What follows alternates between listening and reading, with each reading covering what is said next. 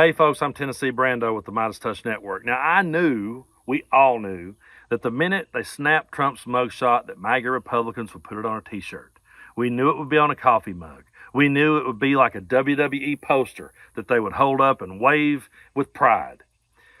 But the most disgusting part about this whole mugshot thing to me has been watching MAGA Republicans try to twist this to say that people of color are going to relate to Donald Trump more now because he has a mugshot and because he's being oppressed by the system. It's one of the most insulting things to people of color that I've ever witnessed in my lifetime. And here we have a conspiracy theorist, Dave Hayes, saying that Donald Trump has now won over people of color with this mugshot and that Donald Trump should actually go to the hood and hang out and talk.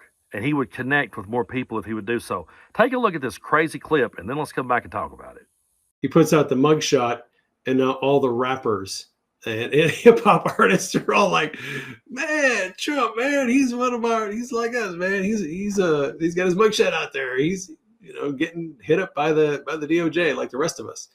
He's now identifying with a larger audience. You know what I think would be amazing is if while President Trump is doing the rallies that he's going to be doing in the next year, I think it would be really cool if he would take some time, go into the inner cities of Detroit, Philadelphia, DC, Los Angeles, go into some of the inner cities, Seattle, just places where he normally doesn't go.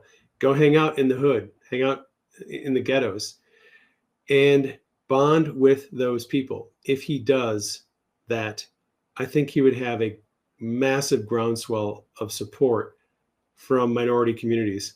First of all, I just have to point out the blatant racism in insinuating that only people of color and only minorities have mugshots.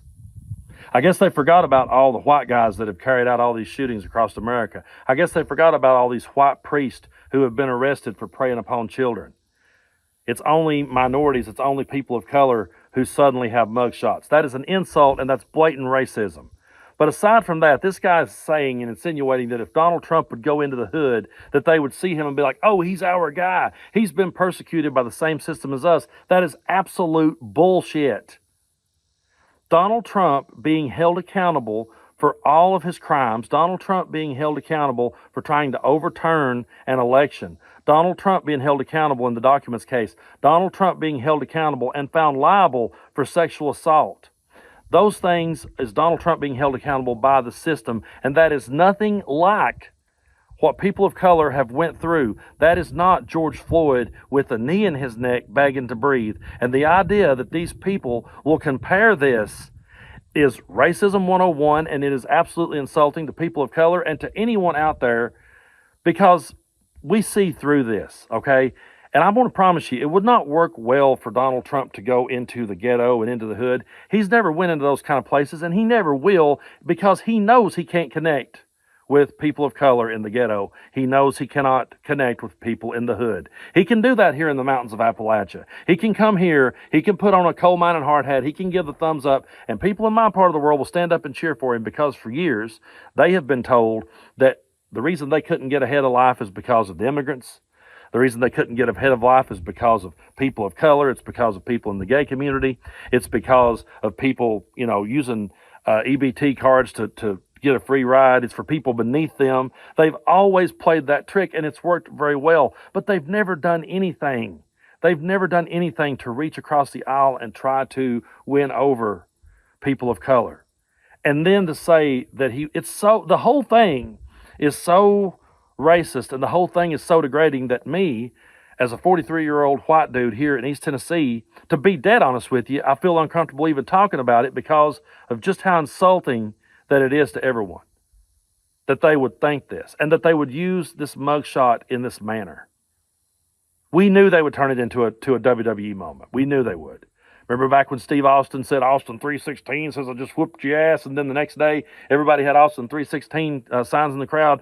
I knew this was coming. We all knew this was coming. But this is an absolute, again, they don't have a bottom. They don't really have new lows. It's just more continued lows from these kind of people. And it's them desperately trying to defend what Donald Trump has done. They're desperately trying every way that they can to take the attention and the heat off Donald Trump. And they know when they do this, that a lot of the MAGA Republicans will say, yeah, man, yeah, he should go there. The people in the hood love him now. Yeah, people in the ghetto love Trump now. He's their guy. And they just don't realize what an insult it is to everyone involved. It's truly, to me, this is a new low and one of the most despicable things that they've done. But I'm not shocked by anything they do. Anytime that I hear something, I will be honest with you guys, anytime I hear these things, I do research it before I react to it, because nowadays it's impossible to tell the difference between satire and real life. It's impossible to tell the difference between somebody just trying to do some dark comedic skit in real life. So when I very first saw this, I thought, wait a minute. Now, did someone really say this? And you see these Fox News anchors saying the same thing, and you're like, holy crap, this is real life. This is not just some Saturday Night Live skit. This is the real world. But that's the world we live in. We live in a world where it's so crazy we have to actually look into things a little bit. And then we find out, hey, no, I was kind of hoping that was satire. I was kind of hoping that was someone's attempt at some lame dark comedy, but nope, that's really how they feel. And it's pretty damn disgusting. But folks, be sure to hit that subscribe button here on MeidasTouch. Keep getting these videos out there. It's always a pleasure making them. Until next time, I'm Tennessee Brando. You guys keep tuning in. I'll keep telling the truth. Hey Meidas Mighty, love this report? Continue the conversation by following us on Instagram @MeidasTouch to keep up with the most important news of the day. What are you waiting for? Follow us now.